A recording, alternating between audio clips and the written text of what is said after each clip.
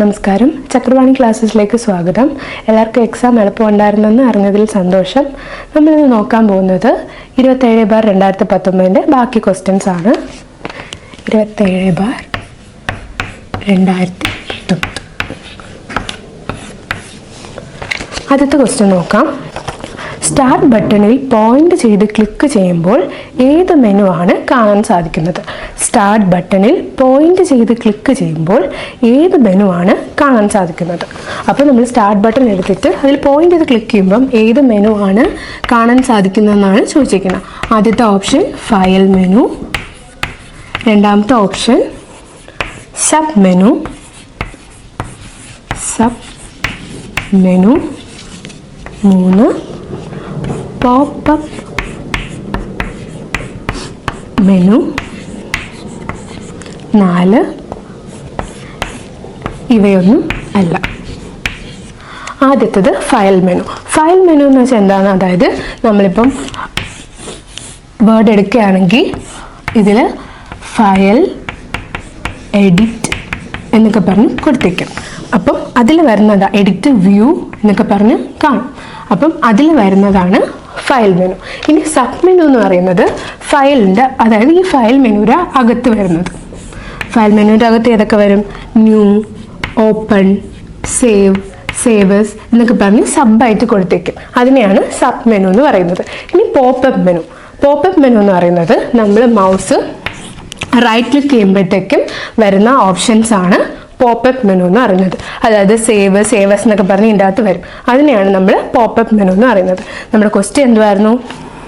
നമ്മൾ സ്റ്റാർട്ട് ബട്ടണിൽ പോയിന്റ് ചെയ്ത് ക്ലിക്ക് ചെയ്യുമ്പോൾ ഏത് മെനു ആണ് കാണാൻ സാധിക്കുന്നത്? ഏത് മെനു ആണ് കാണാൻ സാധിക്കുന്നത്? പോപ്പപ്പ് മെനു ആണ് കാണാൻ സാധിക്കുന്നത്. രണ്ടാമത്തെ ക്വസ്റ്റ്യൻ, Ctrl+= കീ എന്താണ്? Ctrl+= കീ എന്താണ്? കീയുടെ ഷോർട്ട് കട്ടാണ് ചോദിച്ചിരിക്കുന്നത്. അത് കീ ഏതാണെന്നാണ് ചോദിച്ചിരിക്കുന്നത്. കൺട്രോൾ പ്ലസ് ഏത് കീ ആണ് എന്നാണ് ചോദിച്ചിരിക്കുന്നത്. ഓപ്ഷൻസ് തന്നിട്ടുണ്ട്. Subscript, option A subscript, B superscript, C grow font, D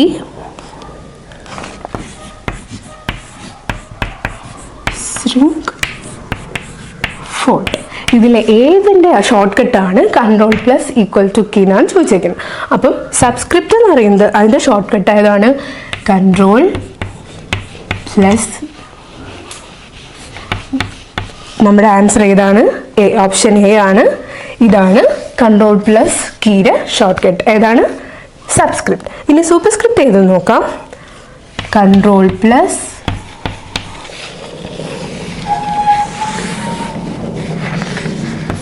Shift++. ഇതാണ് സൂപ്പർസ്ക്രിപ്റ്റിൻ്റെ ഷോർട്ട് കട്ട് കീ. ഇനി ഗ്രോ ഫോണ്ടിൻ്റെ Ctrl+ ആംഗുലർ ബ്രാക്കറ്റ് ആണ്. അടുത്തത് shrink font, Ctrl+ angular bracket left. Okay, ഇതിൽ ഗ്രോ ഫോണ്ട് എന്ന് പറയുന്നത് ഫോണ്ടിൻ്റെ സൈസ് കൂട്ടാൻ വേണ്ടിയിട്ട്, shrink ഫോണ്ട് എന്ന് പറയുന്നത് ഫോണ്ടിൻ്റെ സൈസ് കുറയ്ക്കാൻ വേണ്ടിയിട്ട്. അപ്പോൾ നമ്മൾ എന്തൊക്കെ പഠിച്ചു? Subscript, superscript, grow font, shrink font എല്ലാത്തിൻ്റെയും ഷോർട്ട് കട്ട് കീ നമ്മൾ പഠിച്ചു. Ctrl+= സബ്സ്ക്രിപ്റ്റ് ആണ്. Superscript Ctrl+, Shift++. Grow font Ctrl+ angular bracket റൈറ്റിലോട്ട്. ഇനി shrink font Ctrl+ angular bracket. Okay, അടുത്ത ക്വസ്റ്റ്യൻ നോക്കാം. ഒരേ വേർഡ് ഒന്നിലധികം തവണ വന്നാൽ MS വേർഡ് എങ്ങനെ പ്രതികരിക്കുന്നു? ഒരേ വേർഡ് ഒന്നിലധികം തവണ വന്നാൽ MS വേർഡ് എങ്ങനെ പ്രതികരിക്കുന്നു? അപ്പം MS വേർഡിൽ ഒരേ വേർഡ് ഒന്നിലധികം തവണ വന്നാൽ എന്ത് പറ്റുന്നു എന്നാണ് ചോദിച്ചിരിക്കുന്നത്. ഓപ്ഷൻസ് നമുക്ക് നോക്കാം. ഒരേ വേർഡ് ഒന്നിലധികം തവണ വന്നാൽ വാക്കിൻ്റെ അടിയിൽ ചുവന്ന വര കാണാൻ സാധിക്കുന്നു. Option A. അടുത്ത ഓപ്ഷൻ, വാക്കിൻ്റെ അടിയിൽ പച്ച വര കാണാനായിട്ട് സാധിക്കുന്നു. ഓപ്ഷൻ സി, വാക്കിൻ്റെ റിപ്പീറ്റഡ് ആയിട്ട് വന്ന വാക്കിൻ്റെ അടിയിൽ നീല വര കാണാനായിട്ട് സാധിക്കുന്നു. അപ്പോൾ ഏതൊക്കെ ഓപ്ഷൻ ഉണ്ട്? നീല, പച്ച, ചുവപ്പ്, നീല. അത് കഴിഞ്ഞിട്ട് ഓപ്ഷൻ ഡി നൺ, ഇവയൊന്നും അല്ല. അപ്പം MS വേർഡിൽ ഒന്നിലധികം തവണ ഒരേ വാക്ക് വന്നാൽ ചുവന്ന വരയാണ് കാണാൻ സാധിക്കുന്നത്. ചുവന്ന വരയാണ് അതിൻ്റെ അടിയിൽ കാണാനായിട്ട് സാധിക്കുന്നത്. നമുക്ക് അടുത്ത ക്വസ്റ്റ്യൻ നോക്കാം. ഏത് അലൈൻമെൻറ്റിലാണ് ടാബിലെ സ്റ്റോപ്പ് പൊസിഷൻ കൊടുക്കാൻ സാധിക്കാത്തത്? ഏത് അലൈൻമെൻറ്റിലാണ് ടാബിലെ സ്റ്റോപ്പ് പൊസിഷൻ കൊടുക്കാൻ സാധിക്കാത്തത്? അലൈൻമെൻറ്റ് എന്ന് വെച്ചാൽ നമ്മൾ ഒരു പാരഗ്രാഫ് ഒരു പാരഗ്രാഫ് നമുക്കറിയാം, റൈറ്റിലോട്ട് കൊടുക്കാം, ലെഫ്റ്റിലോട്ട് കൊടുക്കാം, സെൻറ്ററിലോട്ട് കൊടുക്കാം. അപ്പം ഏത് അലൈൻമെൻറ്റിലാണ് ടാബ് എന്ന് പറയുന്നത് ഒരു പെർട്ടിക്കുലർ വേർഡ് അല്ലെങ്കിൽ സെൻറ്റൻസ് എവിടെ നിന്ന് സ്റ്റാർട്ട് ചെയ്യണം എന്ന് പറഞ്ഞ് നമുക്ക് കൊടുക്കാനായിട്ട് സാധിക്കും. അതിനാണ് ടാബ് എന്ന് പറയുന്നത്. ഇപ്പം നമ്മൾ ഒരു നെയിം കൊടുത്തിട്ട് അതിൻ്റെ കറസ്പോണ്ടിങ് ആയിട്ടുള്ള അഡ്രസ്സ് ഇവിടെ നിന്ന് സ്റ്റാർട്ട് ചെയ്യണമെങ്കിൽ നമുക്ക് ഇവിടെ ടാബ് സെറ്റ് ചെയ്യാനായിട്ട് സാധിക്കും. അതിനാണ് ടാബ് എന്ന് പറയുന്നത്. നമ്മുടെ ക്വസ്റ്റ്യൻ എന്തുവായിരുന്നു? ഏത് അലൈൻമെൻറ്റിലാണ് ടാബിലെ സ്റ്റോപ്പ് പൊസിഷൻ കൊടുക്കാൻ സാധിക്കാത്തത്? ഏത് അലൈൻമെൻറ്റിലാണ്? നമുക്ക് ഓപ്ഷൻസ് നോക്കാം.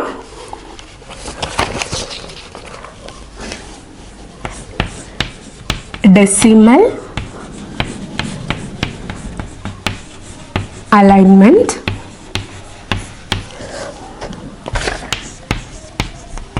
Centre alignment, bar alignment, justify alignment. Okay, decimal alignment എന്ന് പറയുന്നത് എന്തുവാണ്? നമ്മൾ റൂളർ ഉണ്ട്, അതായത് ഒരു ഡോക്യുമെന്റിൽ റൂളർ കാണും, സ്കെയിൽ കാണും, അതിൽ നമുക്ക് ഒരു പോയിന്റിൽ സെറ്റ് ചെയ്യാനായിട്ട് സാധിക്കും ടാബ്. അതിനെയാണ് നമ്മൾ ഡെസിമൽ അലൈൻമെന്റ് എന്ന് പറയുന്നത്. സ്കെയിൽ കാണും, ഈ വെർട്ടിക്കലും കാണും, ഹൊറിസോണ്ടലും കാണും, അതിൽ നമുക്ക് പോയിന്റ് സെറ്റ് ചെയ്യാനായിട്ട് സാധിക്കും, ഡെസിമൽ പോയിന്റ് സെറ്റ് ചെയ്യാനായിട്ട് സാധിക്കും. അതിനെയാണ് ഡെസിമൽ അലൈൻമെന്റ് എന്ന് പറയുന്നത്. ഇനി സെൻറ്റർ അലൈൻമെന്റ്, ടെക്സ്റ്റ് അത് ഒരു ഡോക്യുമെന്റിന്റെ സെന്ററിൽ നമുക്ക് അലൈൻമെന്റ് ചെയ്യാൻ സാധിക്കും, അതിനെ സെൻറ്റർ അലൈൻമെന്റ് എന്ന് പറയുന്നു. ബാർ അലൈൻമെന്റ് എന്ന് പറയുന്നത് നമുക്ക് ഒരു ബാർ പോലെ, അതായത് ഇപ്പോൾ ഒരു വേർഡ് കൊടുത്തിട്ട് ഇവിടെ ഒരു ബാർ കൊടുക്കാം നമുക്ക്, എന്നിട്ട് അടുത്ത കൊടുക്കാം, അങ്ങനെ ബാറായിട്ട് നമുക്ക് സെറ്റ് ചെയ്യാൻ വേണ്ടിയിട്ടാണ് നമ്മൾ ബാർ അലൈൻമെന്റ് കൊടുക്കുന്നത്. ജസ്റ്റിഫൈ എന്ന് പറയുമ്പോൾ അലൈൻമെന്റിൽ രണ്ട് സൈഡിലും കറക്റ്റ് ലെവലായിരിക്കും, അങ്ങോട്ടും ഇങ്ങോട്ടും ഒന്നും പോവില്ല, ഇതിൻ്റെ അകത്ത് സെറ്റ് ചെയ്ത് വെച്ചേക്കാൻ നമുക്ക് സാധിക്കും. ഇതിനാണ് നമ്മൾ ജസ്റ്റിഫൈ അലൈൻമെന്റ് എന്ന് പറയുന്നത്. നമുക്ക് ടാബ് പൊസിഷൻ കൊടുക്കാൻ സാധിക്കാത്തത് ജസ്റ്റിഫൈ അലൈൻമെന്റിലാണ്. ടാബിലെ സ്റ്റോപ്പ് പൊസിഷൻ കൊടുക്കാൻ സാധിക്കാത്തത് ഏത് അലൈൻമെന്റ് ആണ്? ജസ്റ്റിഫൈ അലൈൻമെന്റിലാണ്. നമുക്ക് അടുത്ത ക്വസ്റ്റ്യൻ നോക്കാം. ഫോർമാറ്റ് പെയിന്റർ ഒന്നിലധികം തവണ എങ്ങനെയാണ് ഉപയോഗിക്കുന്നത്? ഫോർമാറ്റ് പെയിന്റർ, അതായത് ഫോർമാറ്റ് പെയിന്റർ ഒന്നിലധികം തവണ എങ്ങനെയാണ് ഉപയോഗിക്കുന്നതെന്നാണ് സൂചിക്കുന്നത്. ഫോർമാറ്റ് പെയിന്റർ എന്ന് വെച്ചാൽ നമുക്ക് പെയിന്റിന് ഉപയോഗിക്കുന്ന ഐക്കണാണ് ഫോർമാറ്റ് പെയിന്റർ. അതിന് ഒന്നിലധികം തവണ, അതൊരു പെയിന്റിൻ്റെ ഒരു ബ്രഷിൻ്റെ ഇതിലാണ് അതിൻ്റെ ഐക്കൺ ഇരിക്കുന്നത്. അത് ഒന്നിലധികം തവണ ഉപയോഗിക്കുന്നത് എങ്ങനെയെന്നാണ് സൂചിക്കുന്നത്. ഓപ്ഷൻസ് ഉണ്ട്. ലോക്ക് ഫോർമാറ്റ് പെയിന്റ് ഐക്കണിൽ ക്ലിക്ക് ചെയ്താൽ മതി, ഓപ്ഷൻ എ. ഓപ്ഷൻ ബി എന്ന് പറയുന്നത് ഡബിൾ ക്ലിക്ക് ചെയ്യണം ലോക്ക് ഫോർമാറ്റ് പെയിന്ററിൽ. ഓപ്ഷൻ സി എന്ന് പറയുന്നത് എഡിറ്റ് സെലക്ട് ചെയ്ത് ഫോർമാറ്റ് പെയിന്റർ സെലക്ട് ചെയ്ത് മൾട്ടിപ്പിൾ യൂസ് സെലക്ട് ചെയ്യണം എന്നാണ് കൊടുത്തേക്കുന്നത്. ഇനി ഓപ്ഷൻ ഡി എന്ന് പറയുന്നത് ഫോർമാറ്റ് പെയിന്റർ മൾട്ടിപ്പിൾ തവണ ഉപയോഗിക്കാൻ സാധിക്കില്ല എന്നാണ് പറയുന്നത്. നമ്മുടെ ആൻസർ എന്ന് പറയുന്നത് ഡബിൾ ക്ലിക്കാണ്. ഫോർമാറ്റ് പെയിന്റിൽ ഡബിൾ ക്ലിക്ക് ചെയ്യുമ്പോഴത്തേക്ക് നമുക്ക് ഒന്നിലധികം തവണ ഫോർമാറ്റ് പെയിന്റർ ഉപയോഗിക്കാനായിട്ട് സാധിക്കും. അടുത്ത ക്വസ്റ്റ്യൻ നോക്കാം. ബഗ് എന്നാൽ എന്താണ്? ബഗ് എന്നാൽ എന്താണ്? നമുക്ക് ഓപ്ഷൻസ് ഉണ്ട്. A, logical error. പ്രോഗ്രാമിലുള്ള ലോജിക്കൽ എററിനെയാണോ ബഗ് എന്ന് പറയുന്നത്? ഓപ്ഷനാണ് തന്നിരിക്കുന്നത് ലോജിക്കൽ എറർ. രണ്ടാമത്തേത് syntax error, 3 grammar or spell check അല്ലെങ്കിൽ documentation. ഇതിൽ ഏതാണ് ബഗ് എന്നാണ് ചോദിച്ചിരിക്കുന്നത്. ബഗ് എന്ന് വെച്ചാൽ എന്താണെന്നാണ് നമ്മുടെ ക്വസ്റ്റ്യൻ. ബഗ് എന്ന് വെച്ചാൽ ഒരു പ്രോഗ്രാമിലുള്ള ലോജിക്കൽ എററിനെയാണ് ബഗ് എന്ന് പറയുന്നത്. ആ പ്രോഗ്രാമിൽ വരുന്ന ലോജിക്കൽ വരുന്ന എററിനെയാണ് ബഗ് എന്ന് പറയുന്നത്. ഇപ്പം A+B ഇപ്പം ഒരു ലോജിക്ക് എടുക്കുകയാണെങ്കിൽ നമുക്ക് അതിൽ വരുന്ന എറർ, ഇപ്പം A+B ≠ 0, ഇതിപ്പം ഒരു ലോജിക്കാണ്. ഇതുപോലെ വേറൊരു ലോജിക്ക് എടുക്കുമ്പോഴത്തേക്കും അതിൽ എറർ വന്നാൽ ലോജിക്കൽ എറർ എന്ന് പറയും. അതിനെയാണ് ബഗ് എന്ന് പറയുന്നത്. ഓക്കെ, ഇനി സിൻടാക്സ് എറർ. സിൻടാക്സിൽ വരുന്ന എറർ, പ്രോഗ്രാം ഒക്കെ എഴുതുമ്പോഴത്തേക്കും സിൻടാക്സ്, അതിന് ഓരോ സിൻടാക്സ് കാണും, അതിൽ വരുന്ന എററിനെയാണ് സിൻടാക്സ് എറർ എന്ന് പറയുന്നത്. ഇനി ഗ്രാമർ ഓർ സ്പെൽ ചെക്ക്, ഗ്രാമറിൽ അല്ലെങ്കിൽ സ്പെൽ ചെക്കിൽ വരുന്ന എററിനെയാണ് ഗ്രാമർ ഓർ സ്പെൽ ചെക്ക് എന്ന് പറയുന്നത്. അപ്പോൾ ബഗ് എന്നാൽ എന്താണ്? Logical error. ഒരു പ്രോഗ്രാമിൽ വരുന്ന ലോജിക്കൽ വരുന്ന എററിനെയാണ് ലോജിക്കൽ എറർ എന്ന് പറയുന്നത്. ഫോർ എക്സാമ്പിൾ എടുക്കുകയാണെങ്കിൽ ഇപ്പോൾ ഒരു ലോജിക്ക് A+B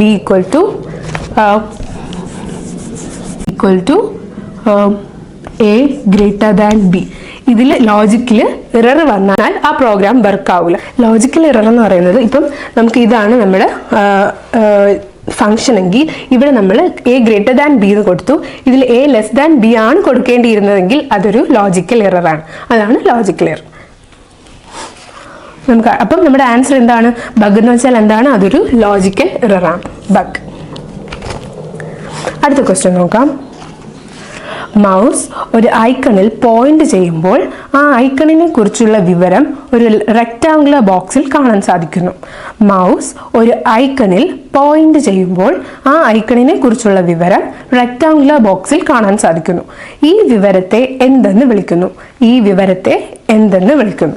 അതായത് നമ്മൾ മൗസ് കൊണ്ടുപോയി ഒരു ഐക്കണിൽ പ്രസ് ചെയ്യുമ്പോഴത്തേക്കും ആ ഐക്കണിനെ കുറിച്ചുള്ള വിവരം ഒരു റെക്ടാങ്കുലർ ബോക്സിൽ നമുക്ക് കാണാൻ സാധിക്കും. അതിനെ എന്തെന്ന് വിളിക്കുന്നു എന്നാണ് നമ്മുടെ ക്വസ്റ്റ്യൻ. നമുക്ക് ഓപ്ഷൻസ് തന്നിട്ടുണ്ട്. Options: A short cut, A short cut, B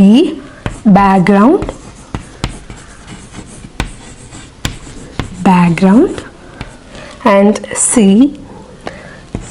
tool tip, D screen saver. Mouse ഒരു ഐക്കണിൽ പ്രസ് ചെയ്യുമ്പോഴത്തേക്കും അതിനെക്കുറിച്ചുള്ള വിവരം നമുക്ക് റെക്ടാങ്കുലർ ബോക്സിൽ കാണാൻ സാധിക്കുന്നു. ആ വിവരത്തെ എന്തെന്ന് പറയുന്നു? Tool tip. ടൂളിനെ കുറിച്ചുള്ള ടിപ്സ് ആണ് നമുക്ക് ആ റെക്ടാങ്കുലർ ബോക്സിൽ കാണാൻ സാധിക്കുന്നത്. അതുകൊണ്ട് ടൂൾ ടിപ്പ് എന്ന് പറയും. ഷോർട്ട് കട്ടും ബാക്ക്ഗ്രൗണ്ടും സ്ക്രീൻ സേവറും ഒന്നുമല്ല, ടൂൾ ടിപ്പാണ്. ആ റെക്ടാങ്കുലർ ബോക്സിൽ നമുക്ക് കാണാൻ സാധിക്കുന്ന വിവരത്തിനെ ടൂൾ ടിപ്പ് എന്ന് പറയുന്നു. അടുത്ത ക്വസ്റ്റ്യൻ: URLന്റെ പൂർണ്ണരൂപം എന്താണ്? URLന്റെ പൂർണ്ണരൂപം എന്താണ്?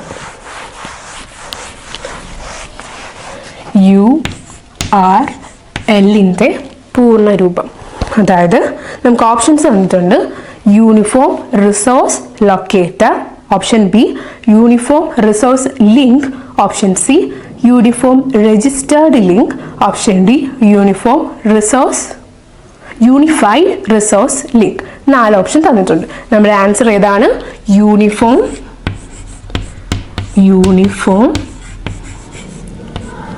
റിസോഴ്സ്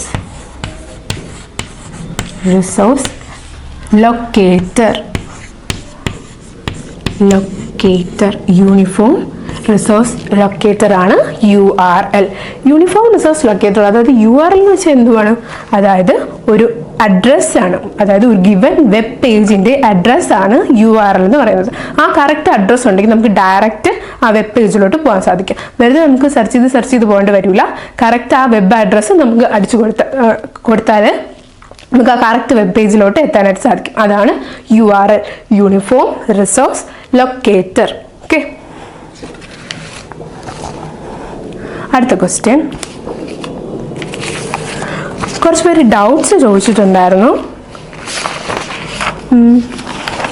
ഫോർമാറ്റ് പെയിൻറ്ററിൽ ഡൗട്ട് ചോദിച്ചിട്ടുണ്ടായിരുന്നു.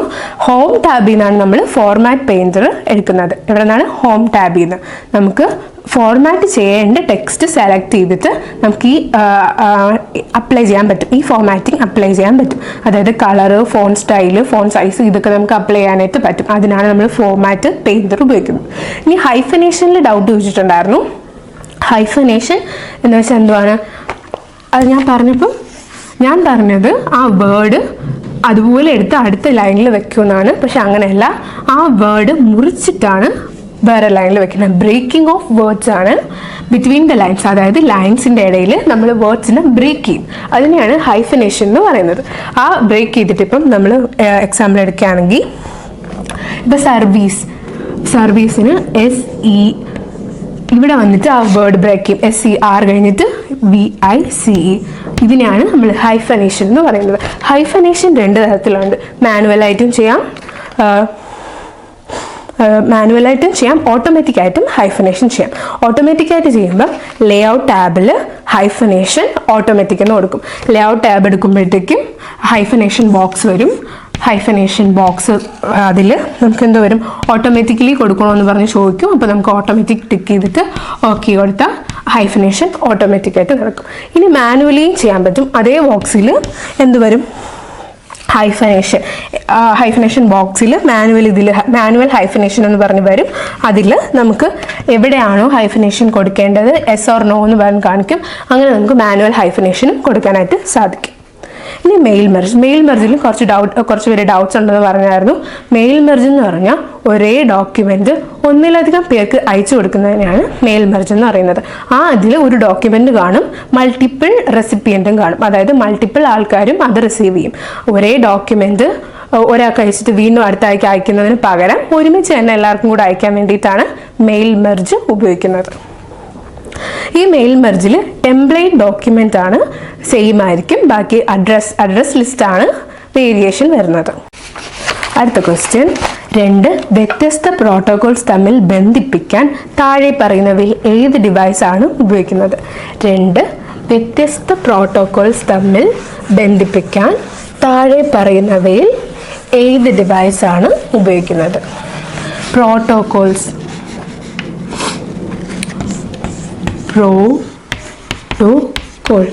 പ്രോട്ടോകോൾസ് എന്ന് വെച്ചാൽ സെറ്റ് ഓഫ് റൂൾസിനെയാണ് പ്രോട്ടോകോൾസ് എന്ന് പറയുന്നത്. അതായത് 2 ഡിവൈസൊക്കെ ബന്ധിപ്പിക്കാൻ വേണ്ടിയിട്ട് ചില റൂൾസ് ഫോളോ ചെയ്യേണ്ടി വരും. ആ റൂൾസ് ഫോളോ ചെയ്താൽ മാത്രമേ നമുക്ക് അത് അനുസരിച്ച് കണക്ട് ചെയ്യാനായിട്ട് സാധിക്കൂ.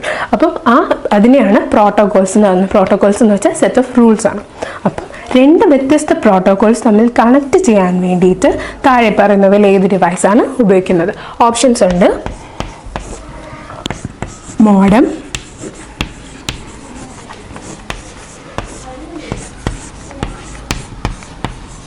റിപ്പീറ്റർ,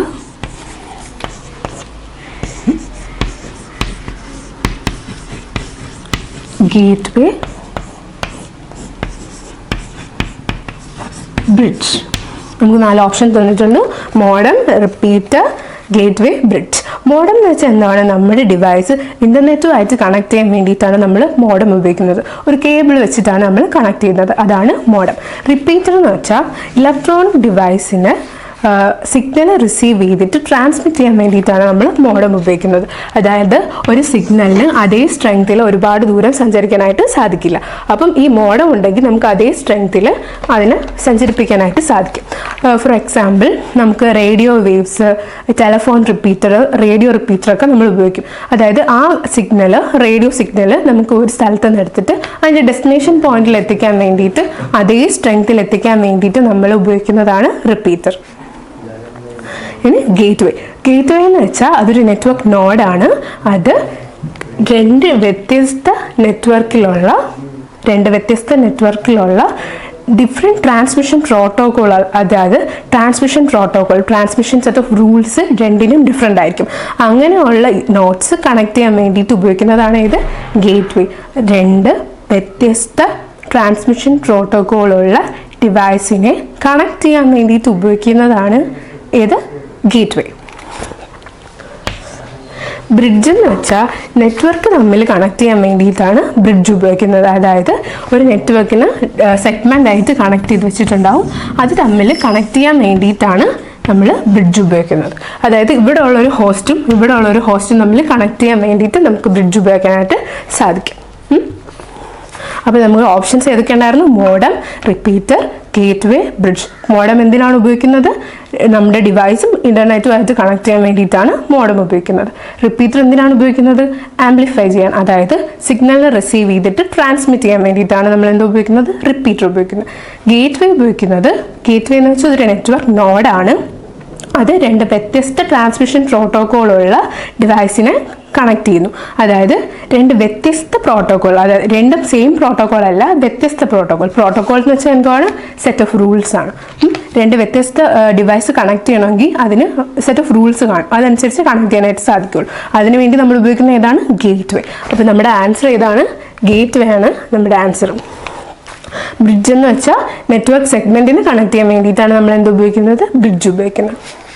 അപ്പോൾ ഇത്രയും ക്വസ്റ്റ്യൻസ് എല്ലാവർക്കും മനസ്സിലായെന്ന് വിചാരിക്കുന്നു. എന്തെങ്കിലും ഡൗട്ട് ഉണ്ടെങ്കിൽ ചോദിക്കണം, നമുക്കത് ക്ലാരിഫൈ ചെയ്ത് പോവാം. താങ്ക്സ്.